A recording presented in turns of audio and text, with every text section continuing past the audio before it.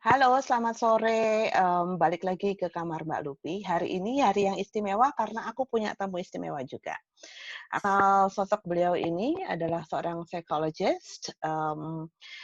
Pernah satu kejadian, aku cerita bahwa aku pernah sakit kepala. Aku udah nggak ingat lagi kasusnya apa, pokoknya sakit kepala aja.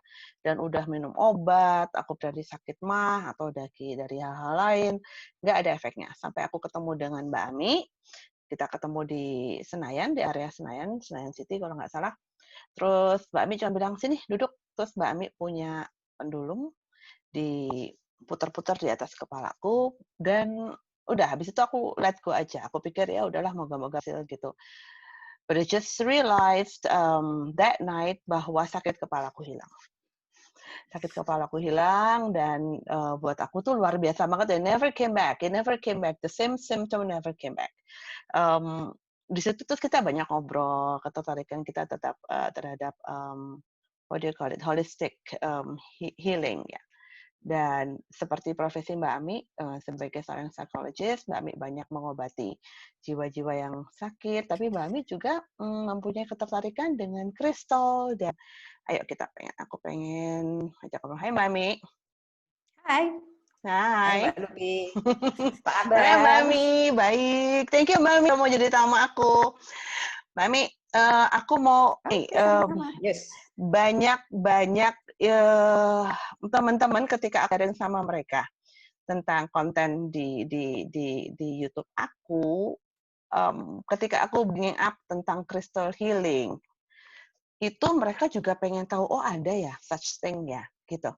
Ingat kan Mbak Ami juga ngasih aku masukan, "Ayo, misalnya kita we're not in a very good stage of, mental. Percaya ulah kita buang energi buruk dengan mandi pakai garam krosok, atau aku juga senang nyelam, aku berenang atau sorry aku nyelam gitu ya, karena kan diketahui air laut itu banyak bisa menyerap energi buruk.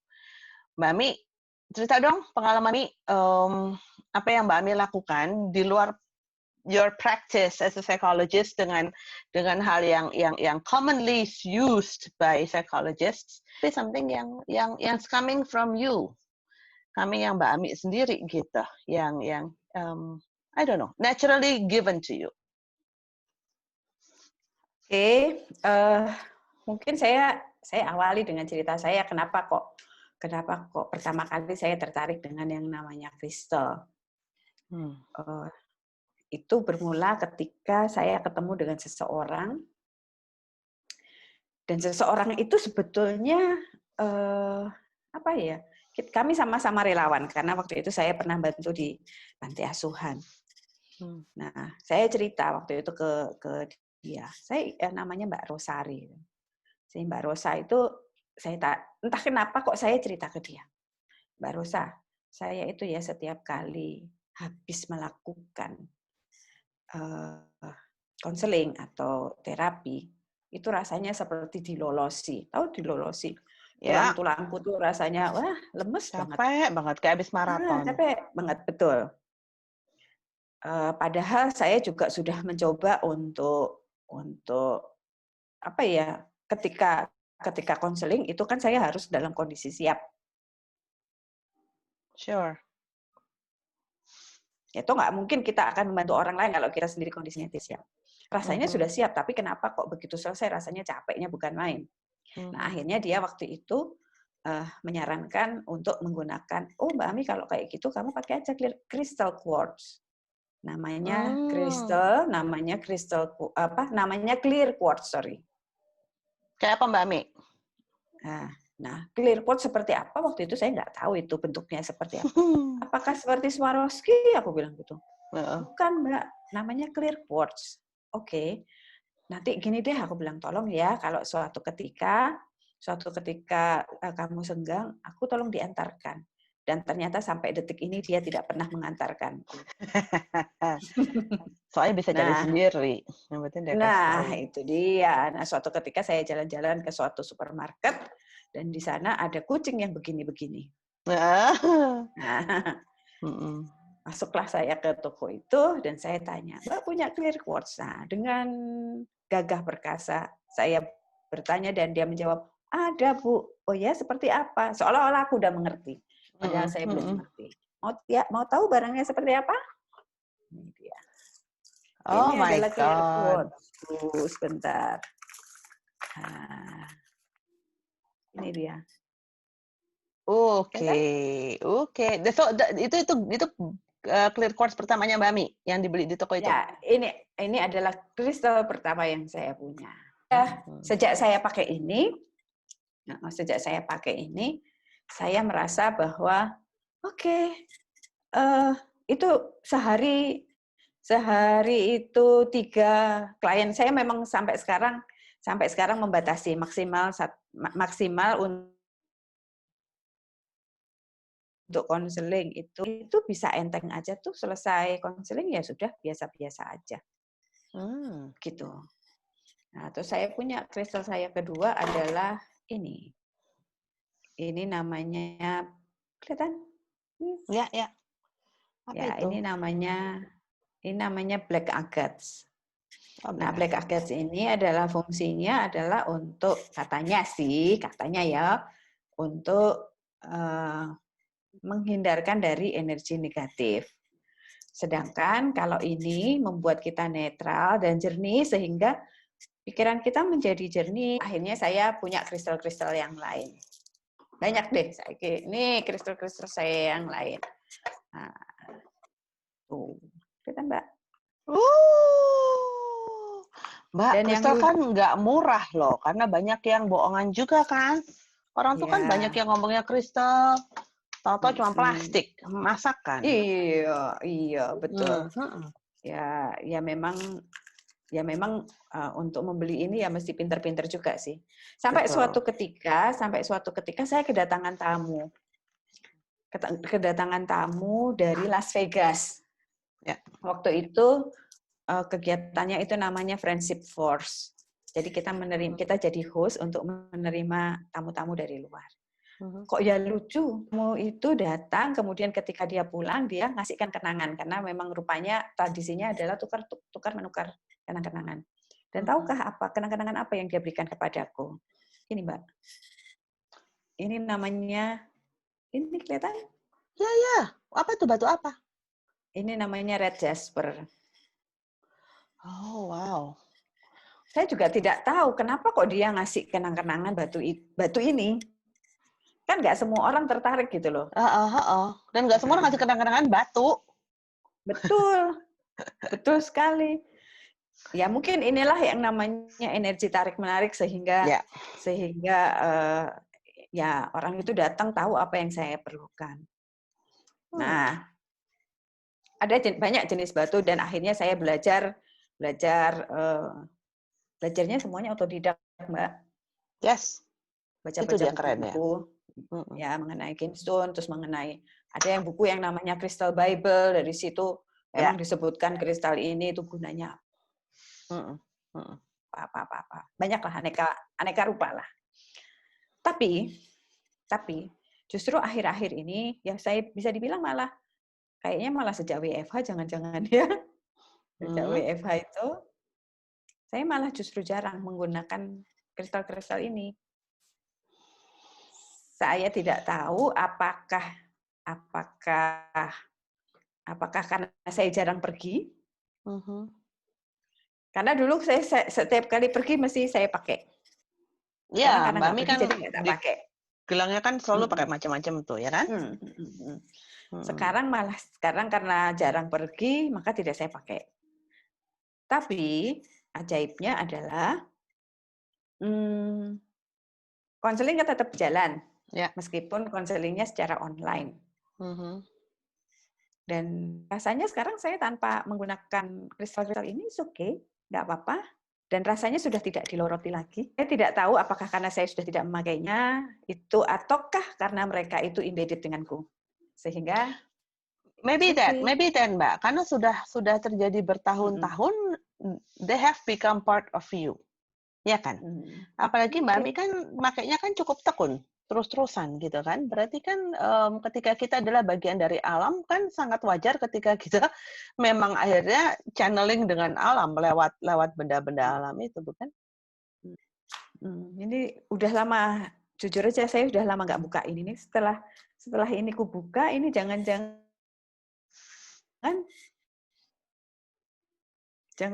Mbak Lupi, yang Mbak Lupi lakukan saat ini adalah sarana mereka untuk kembali. We don't know. Kita nggak ngerti ya, Mbak. Everything happens for a reason. Nggak ngerti. Nggak ngerti, taunya nanti gitu. Tapi sekarang Mbak Mi, kemarin kan Mbak Mi menggunakan kristal yang aku pernah alamin, kayak aku cerita tadi. Mbak Mi, you were using your pendulum gitu kan. You just muter-muter on the top of my head gitu. Then I became lighter. Aku juga melihat itu di Mbak Mi kepada temanku. Sekarang Mbak Ami dengan let's assume that the crystals are embedded in you already. So they're part of you, ya kan? Is there any other way of healing that you do? Although mungkin sebagian karena terbantukan oleh kristal itu. I mean, how do you do that?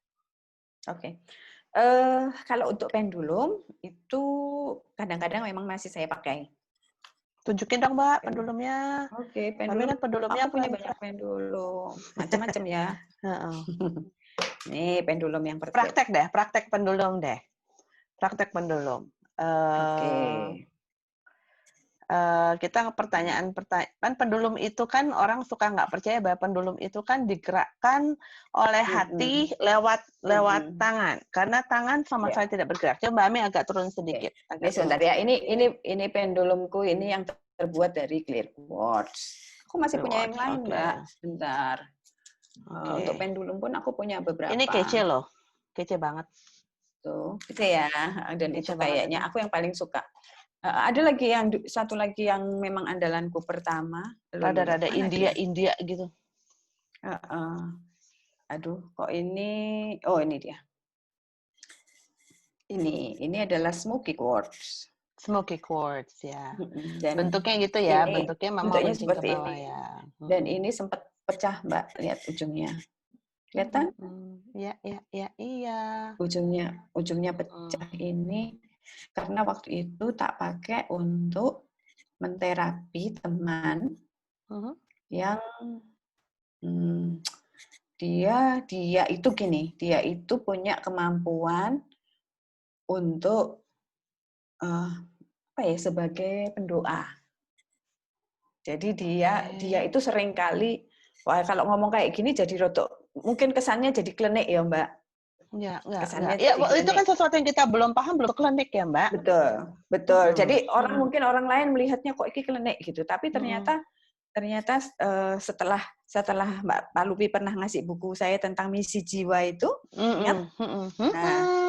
Nah, bikin bukunya. Dari buku itu ternyata memang setiap orang punya panggilan sendiri-sendiri. Betul. Nah, kebetulan teman saya ini dia itu rupanya misi jiwanya adalah sebagai pendoa. Jadi dia seringkali mendapatkan kayak melihat orang macam-macam bentuknya, mulai dari yang mulus sampai yang tidak mulus, orang itu datang untuk minta didoakan. Dan dia waktu itu dia merasa keberatan dengan itu. Capek Bu Ami, dia kalau manggil aku Bu Ami, capek Bu Ami, aku tuh nggak mau lah itu. Ya sudah, terus saya waktu itu mencoba untuk membantu untuk menetralisir sebetulnya. Menetralisir ya, bukan menghilangkan, saya juga tidak punya hak untuk menghilangkan, tapi paling tidak tujuannya menetralisir dan menyeimbangkan dia supaya dia bisa merasa lebih nyaman. Dan yang terjadi adalah, tahu kan kalau pendulum ini kan biasanya muter gerakannya kan seperti ini, bisa seperti ini. Dan yang waktu itu yang terjadi itu muternya nggak hanya gini, Mbak, tapi dia muternya ke depan begini, dan yang terakhir adalah seperti ini. Oh my God, sampai ke atas gitu? Iya, jadi sampai tidak terkontrol ini bukan ya? di bawah. Yes. Sudah sampai ke atas. Oke. Wow. dan terus sampai tidak terkontrol ke atas begitu, dan aku nggak bisa mengendalikan. Saya tidak mengira bahwa kakaknya seperti itu. Akibatnya adalah terlepas, jatuh deh, Oalah, ya pecahlah ampun. dia. Oh Udah. my Tapi goodness. alhasil Oh. setelah dinetralisir itu, dia merasa lebih nyaman dan dia merasa bisa menerima bahwa itu adalah misi jiwanya. Itu sehingga dia ya sudah, sekarang kalau setiap kali dia melihat sesuatu perlu didoakan dan dia terus mendoakan. Itu perlu beberapa kali, let's call it terapi, atau hanya satu kali itu aja, Mbak Ami? Tergantung ya Mbak Lupi. Kalau memang perlu, itu alam yang berbicara. Tiba-tiba dia datang, kemudian atau dia datang atau kita nggak sengaja ketemu, sehingga terus kita lihat, oh ya kayaknya kamu perlu lagi. Tapi so Oke. far yang kejadian itu ya cuman sekali itu aja kok. Habis itu Satu dia kali bisa itu aja. bisa lanjut lagi ya. Mungkin kan ada Mm-mm. kesadaran dari hati dia sehingga mempercepat proses dia ya, sehingga dibantunya Iya. mungkin cukup satu kali itu aja, lalu dia lakukan Mm-mm. sendiri dengan kesadarannya Mm-mm. pribadi ya. Mm-mm. Mm-mm. Oh, Dan that's untuk cool. yang tadi seperti yang tadi itu apa namanya rasanya badannya nggak enak apa itu memang sometimes saya pakai ya kayak pas Mbak Palupi kemarin pusing itu kan kita kan bisa lihat mulai dari cakra dasar sampai cakra mahkota kalau kita bicara 7 cakra itu. Ya. Tapi ya karena saya seorang psikolog dan aku juga tidak mau ini dianggap ya karena mungkin belum semua orang paham mengenai bahwa ini ada dan ini bisa dimanfaatkan meskipun buku-bukunya juga sudah banyak sih. Ya. Sehingga dia saya gunakan sebagai alternatif terakhir. Jadi kalau saya sudah mentok kemana-mana udah ketok eko enggak bisa, ya akhirnya saya minta izin kepada yang bersangkutan, boleh enggak saya menggunakan alat ini. Jadi kalau dia mengatakan boleh, saya baru pakai. Kalau enggak, ya enggak. Ada yang kan tolak ya, juga, Mbak? Ada yang nolak juga? Kan stage mereka sudah desperate untuk ditolong. Kan udah kayak anything. Ya, sejauh ini sih enggak pernah ada yang menolak. Enggak ada. Tapi tetap saya pakainya itu menjadi secara keilmuan ya. Secara keilmuan yang saya pelajari itu saya gunakan. Kalau udah mentok barulah dia itu saya pakai. Gitu, dan itu pun ketika mau memakai saya juga minta izin kepada yang bersangkutan. Oke, tadi kan Mbak Palupi pengen saya praktek ya. Iya, iya. Nah, ini pun, ini dulu saya cara makainya adalah seperti ini Mbak. Kelihatan Mbak Lupi? Kelihatan, tapi dinaikin dikit Mbak Mi. Dinaikin dikit supaya bagian bawahnya terlihat. There you go. Oke, perfect. Segini, oke. Atasnya kelihatan? Atasnya kelihatan, bawah terlihat. Atasnya kelihatan. Oke, sip. Dulu saya cara memegangnya seperti ini. Ini tangannya seperti ini. Dan saya pernah berdebat dengan anakku Ragil Lintang. Dia bilang, itu goyang itu kan karena ibu goyang-goyang. Bukan karena dia sendiri yang goyang. Dia nggak percaya dengan itu. Oke, akhirnya ada bagusnya juga sih masukan dia, sehingga sekarang setiap kali menggunakan pendulum ini saya saya memegangnya adalah seperti ini. Oke. Karena jadi gimana mau goyangin? Iya, kalau kayak gini kan goyanginnya bagaimana? Beda kalau gini mungkin masih ada ini ya. Ya, bisa dituduh seperti itu. Meskipun ya kalau ini goyang-goyang gini ya kelihatan juga sih. Ketok, iya. Tapi oke lah. Cuman karena dia nggak percaya, maka aku cara menggenggamnya seperti ini. Letaknya di atas, di bawah, kanan, kiri nggak ada efeknya, Mami? Maksudnya? Kalau aku pakai pendulum, aku tuh kan letakkan di depan dada. Karena aku tuh nggak tahu kenapa di depan dada gitu loh Mbak, supaya itu seperti benar refleksi of that, perasaanku, hatiku, pancaran dari my inner ya. Nah Mbak Ami di mana? Sama juga ya? Sama. Di depan dada tuh lebih kenceng soalnya itu. Ini kan aku agak naik. Ini kan supaya kelihatan ya. Kelihatan kamera. Actually-nya kan ya seperti itu ya. Oke, alright. Mbak Mi praktek deh, coba Mbak Mi, kan itu jelas-jelas tidak bergerak ya. Aku mau minta tolong kami untuk menyebutkan apakah ini adalah hari Senin. Sekarang hari Senin tanggal 27 Juli ya. Kalau ini hari Senin, dia akan seperti orang mengangguk ke depan dan ke belakang. Kalau hari ini bukan hari Senin tanggal 27 Juli 2020, dia akan ke kanan ke kiri seperti orang mengatakan tidak. Oke, kita lihat. Mbak Mi agak mundur sedikit, mundur supaya lebih kelihatan dan naik, segini, naik. Begini, oke? Dikit lagi. Nah, ya, oke. Ya, ini diam dulu ya. Kita pastikan dia diam. Oke. Pertanyaannya adalah, silakan diajukan Mbak Luby. Apakah hari ini adalah hari Senin 27 Juli 2020? Oke. Aku merem ini karena aku tidak pengen terpengaruh. Sudah bergerakkah dia? Bergerak dan tadi aku tadi bilang kalau bergeraknya ke depan ke belakang berarti iya. Kalau ke kanan dan ke kiri berarti tidak. Tidak. Berarti jawabannya adalah iya. Ya. Oke, berarti benar ya. Sekarang hari Senin. Benar ya? Benar, Senin. 27 Juli. Oke.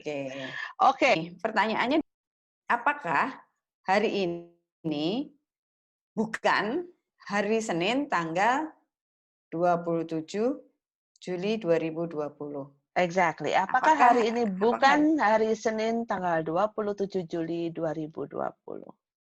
Ya. Kelihatan? Iya, dia nolak. Ya. Karena hari ini hari Senin tanggal 27 Juli 2020. Ya. Oke. Semakin firm dia akan semakin keras. Oke, apa Semakin tadi firm pertanyaan? semakin keras. Pertanyaan apa lagi ya? Barusan tadi katanya mau ditanyain. Oke. Apakah anjingku yang namanya Bu itu jantan atau betina? Kalau jantan, tidak tahu ya itu. Nah, Mbak Mi kan nggak tahu anjingku laki apa perempuan kan, namanya Bu itu kan. Nggak tahu. Kalau jantan dia ke kanan ke kiri, kalau betina ke depan ke belakang. Oke. Apakah Bu itu anjingku jantan? yang bernama Bu, jantan atau betina? Kalau jantan ke kanan ke kiri, kalau dia betina ke depan ke belakang. Aku merembak. Udah nih, udah bergerak dia. Ke depan dan ke belakang. Iya, betul. Betina dia? Betul. Yes. Benar ya? Benar. Betul betina? Betul. Itu anjing yang mana itu, Mbak? Anaknya Desi.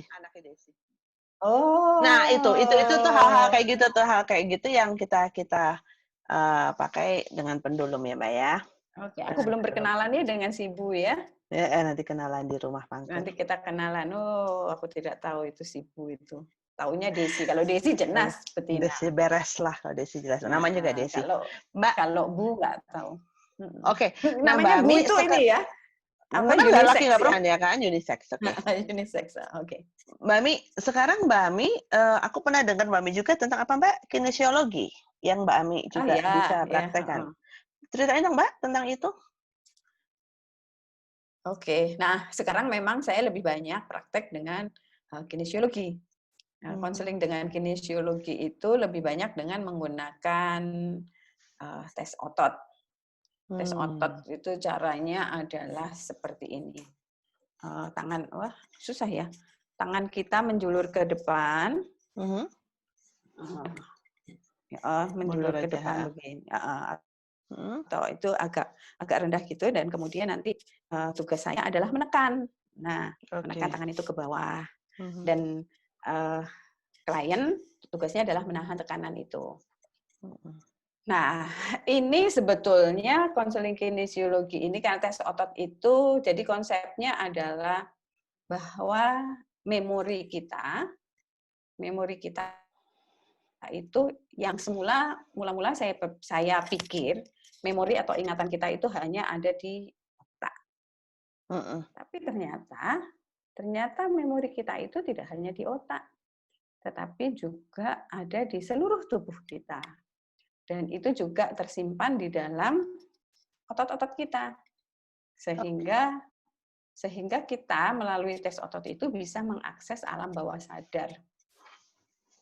Mengakses alam bawah sadar dengan kondisi sadar. Jadi kadang-kadang kita nggak ingat apa yang pernah terjadi, dan hebatnya adalah kita bisa melihat kejadian yang sebetulnya dia sendiri tidak pernah sadari bahwa itu pernah terjadi kepadanya. Bagaimana cara? Nah, caranya adalah dengan tes otot itu tadi. Enggak, Nggak susah. orang tidak bisa melihat kejadian. Nih, misal aku nggak sadar sesuatu terjadi pada aku, tapi itu aku simpan di dalam memori. Lawang aku belum pernah ngalamin, apakah Ya. kan kita kan badan cuma satu, gimana? Rupanya gini, bahwa kita menjadi seperti sekarang ini kan bukan hanya ceprot saiki ngene wae, tapi rupanya ada pengalaman-pengalaman di masa lalu yang kita lakukan. Bahkan ketika kita dalam kandungan, dan yang hebatnya lagi, ada lagi hal-hal yang terjadi di masa lalu yang diturunkan oleh generasi-generasi di atas kita, itu yang masuk ke dalam tubuh kita. Sehingga kita kadang-kadang berperilaku tertentu itu bukan karena semata-mata karena kita leluhur atau ancestor kita. Oke, aku pernah. Orang-orang yang menurunkan diri kita ke dunia ini. Artinya gini, kalau yang aku pahami adalah kita ini kan punya leluhur di mana kita mereka juga punya perjalanan batin yang belum tuntas. Sehingga itu turun kepada anak keturunannya. Sehingga itu menghambat, apakah itu yang menghambat jalan mereka untuk crossover menuju kepada keabadian, apakah itu menghambat kepada operasional kita sebagai manusia sekarang? Itukah yang Mbak Mi maksud? Ya, gimana ya? Kalau urusan apakah itu menghambat perjalanan dia atau enggak, saya nggak tahu. Terus terang saya juga nggak tahu itu bagaimana. Tapi yang jelas itu bisa berpengaruh terhadap apa yang kita lakukan sekarang. Oke, sekarang berarti konsinya kepada kita. Okay. Ya, jadi begitu kok aku kok begini ya, aku kok tiba-tiba sedih ya, aku gini. Tapi aku nggak tahu kenapa, apa yang terjadi dengan diriku. Nah, itu bisa dicari ternyata dari pengalaman-pengalaman kemarin bisa dicari ternyata ada orang-orang di atas kita itu yang punya pengalaman dan belum selesai. Tapi itu cara menyembuhkannya sebetulnya mudah dengan cara menyadari bahwa kejadian itu pernah ada. Jadi hanya cukup menyadari, oh ternyata itu pernah terjadi. Punya kesadaran untuk itu pun itu sudah cukup membantu. Seperti itu, Mbak. Dan rupanya hal ini bukan apa ya? Tadinya aku pikir, waduh, ini mistik ya ini. Tadinya saya pikir begitu, tapi ternyata bukan. Karena memang ada salah satu teman, saya kan ikut kemarin selama COVID ikut menjadi seorang relawan, salah satu bagian dari banyak relawan yang ada, relawan untuk melakukan telekonseling. Nah, itu salah satu teman itu dia belajar khusus mengenai, namanya apa ya? Tanya dengan leluhur. Jadi kalau kita bicara genogram itu kan kita mesti kayak bikin pohon keluarga. Jadi aku keluarga ini siapa? Nah itu dari situ bisa ketahuan. Jadi bahwa sebetulnya kita ada pengaruh, kita ini perilaku kita seperti sekarang ini itu dipengaruhi juga oleh ancestor kita. Jadi terbukalah pada pemahaman-pemahaman itu. Karena banyak hal yang kita belum bisa pecahkan, karena ternyata kita ini terlalu demikian unik dan complicated-nya ya. Sehingga untuk penyelarasan rasa, penyelarasan mood, energi, segala macam itu faktor pengaruhnya bisa dari mana-mana ya Mbak Mi. Ya. Dan yang namanya energi itu luar biasa. Energi itu luar biasa. Dan kadang-kadang orang terus apa ya? Ya sekarang ini kan kita punya energi karena kita makan, kita minum. Itu sesuatu yang kasat mata sehingga oh ya aku punya energi karena makan atau minum. Terus kemudian mobil bisa jalan karena ada energinya dari bensin misalnya seperti itu. Tapi sebetulnya banyak juga energi-energi yang tidak kelihatan. Tapi itu sangat berpengaruh kepada kita. Jadi kenapa ketika kita berkumpul dengan orang-orang yang energinya negatif, sehingga suasananya menjadi negatif, hati rasanya nggak enak, misalnya seperti itu. Ya gini deh, untuk membuktikan bahwa sekarang energi tidak kelihatan, tapi itu ada, caranya gampang kok. Kita sekarang pakai internet. Internetnya pakai wifi. Kalau dulu iyalah lewat kabel, misalnya begitu ya. Dulu mesti pakai kabelan toh.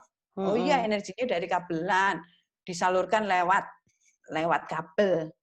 Nah sekarang wifi, kelihatan nggak bendanya? But it's there. Hanya masalahnya belum terdownload aja oleh otak kita ya. Jadi keilmuan is there. Ada library-nya di alam semesta. Kita hanya masih in the process of reaching out untuk downloading semua ilmu-ilmu itu. Tapi kan tidak berarti itu tidak ada. Mami kalau ngomong tentang leluhur begitu, berarti apa yang kita mesti lakukan? Karena kan itu kok kita membersihkan energi kita karena apa yang belum selesai dari leluhur. Padahal kan kita bisa menurunkan ke bawah. Nah, itu kan yang hati-hati. Gimana kita supaya menjaga supaya tidak ada belepotan energi nggak beres yang kita wariskan karena itu kan bisa sekian generasi kan Mbak, nggak cuma satu anak cucu doang kan? Ya, bisa ke generasi bawah-bawah. Ya, yang jelas ya ini aku tidak tahu teorinya. Tapi logikanya adalah kalau kita selesai dengan diri kita, kita sudah selesai dengan diri kita, tentunya kita tidak akan menurunkan segala sesuatunya ke bawah-bawah kita. Kalau kita cara menyelesaikannya adalah? Cara menyelesaikannya ya sekarang misalnya nih, Mbak Rupi merasa nggak ada sekarang itu ada sesuatu yang belum selesai. Kadang-kadang orang nggak ngerti, aku ini sudah selesai atau belum dengan diriku. Ya, saya sih menganggapnya bahwa kalau sekarang everything baik-baik aja, semuanya rasanya seimbang. Seimbang itu ini ya, manusia seimbang itu kan hidupnya jadi lebih tenang kan. Seimbang itu dalam arti kuat untuk menghadapi apapun. Ketika dia senang, dia juga nggak terlalu excited, ya biasa-biasa aja. Ya senang, oke, oh ya senang ya. Tapi ketika dia sedih pun dia juga nggak sedih-sedih banget gitu loh. Jadi artinya dia mungkin bahasa jelasnya adalah pinter untuk memanage emosi, memanage ya semuanya lah dia bisa manage. Oke. Itu rasanya itulah yang ya untuk sementara ini saya menyebutnya orang yang seimbang itu adalah orang ya lahir batin bisa tercukupi. Tercukupi di sini bukan berarti kalau orang itu miskin itu nggak seimbang loh, belum tentu. Karena itu kan semuanya kembali kepada masing-masing. Bisa saja orang yang sangat kaya, sudah amat sangat kaya gitu, tidak seimbang, bisa saja. Ya mungkin karena dia serakah sehingga rasanya kurang terus. Masih kurang terus. Mungkin gitulah kira-kira Mbak. Oke. Aduh, thank you banget Mbak Mi. Thank you banget. Ini ini kan kita baru ngobrol pertama ya, yang kita bareng. Pasti akan abis ini akan banyak. Aku akan membuka pertanyaan-pertanyaan buat yang nonton. Nanti Mbak Mi boleh ya, kapan-kapan mereka misalnya ada pengen ngangkat tentang sesuatu yang lebih mendalam lagi kali Mbak. Dari beberapa hal yang kita obrolin ini kan ada banyak sekali yang kita bisa kupas lebih dalam satu persatu. Nanti kita ngobrol lagi. Oke? Kapan-kapan deh kalau kita ketemu ya, kita bisa praktekkan langsung gimana sih itu tes otot itu seperti apa, rasanya bagaimana. Ntar kalau kita ketemu, karena susah kalau online begini. Benar-benar. Nanti kita ketemu terus kita praktekin, nanti kita rekam biar teman-teman bisa lihat ya. Mbak Mi, by the Oke, way, Mbak Mi kan di Jogja, aku di Jakarta. Nanti kita pasti ketemu lagi soon. oke, sip. Thank you, Pasti Mbak akan Mi. ada Thank you. waktunya. Thank you so Oke, much. Aku matiin dulu recordnya. Sebentar ya, Mbak Mi. Thank you so oke, much ya. oke. Bye.